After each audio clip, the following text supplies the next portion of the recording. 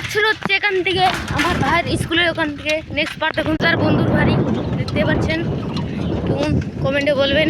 মেঘ মেঘ করছে দেখতেই পাচ্ছেন, কেমন মেঘ ঝালছে, আজকে মানে বৃষ্টি পড়বে, জানতে পারি না আমি এই বিষয়ে। দেখতে পাচ্ছেন আমরা যেতে পারবো কিনা, এখান থেকে দেখতে কত বৃষ্টি বৃষ্টি লাগছে। এখন পাক্কুয়া যেতে হবে, পাক্কুয়া কত কেদা মেদা হচ্ছে দেখতেই পাচ্ছেন। এখানে আমাদের একটা ভালো একটা দোকান আছে, দেখুন হাঁটাচলা করছে কত মহিলা, দেখতে পাচ্ছেন। কত হাওয়া দিচ্ছে দেখতে পাচ্ছেন না, জ্বর মর হয়ে যেতে পারে আপনাদের বাচ্চাদেরকে, করে বার করবেন না প্লিজ। হাটগুলো দেখেন ওখানে সব গুরু গাই হাট, আপনারা চিনবেন না বিষয়ের কথাটা, কিন্তু আমরা যাচ্ছি পাক্কুয়া হাট।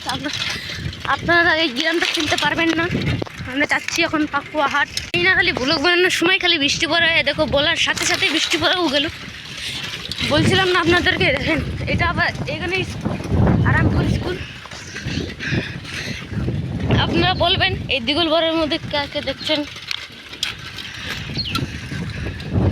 দেখতে পাচ্ছেন খালি বৃষ্টির মতন কি হয়ে গেছে, দেখো রাস্তাগুলো ভিজে গেছে।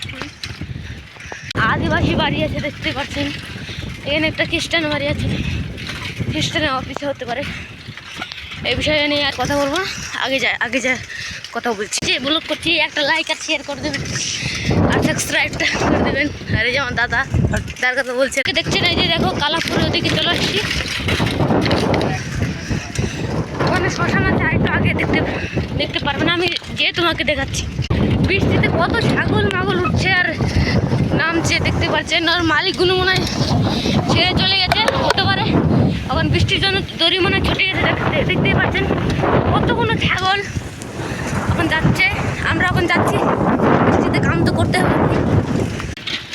আর এখানে যে তেল মেল ভাঙায়, তার মানে সর্ষের তেল করে শস্য নিয়ে যাই, আর এখান থেকে সর্ষের তেল করে।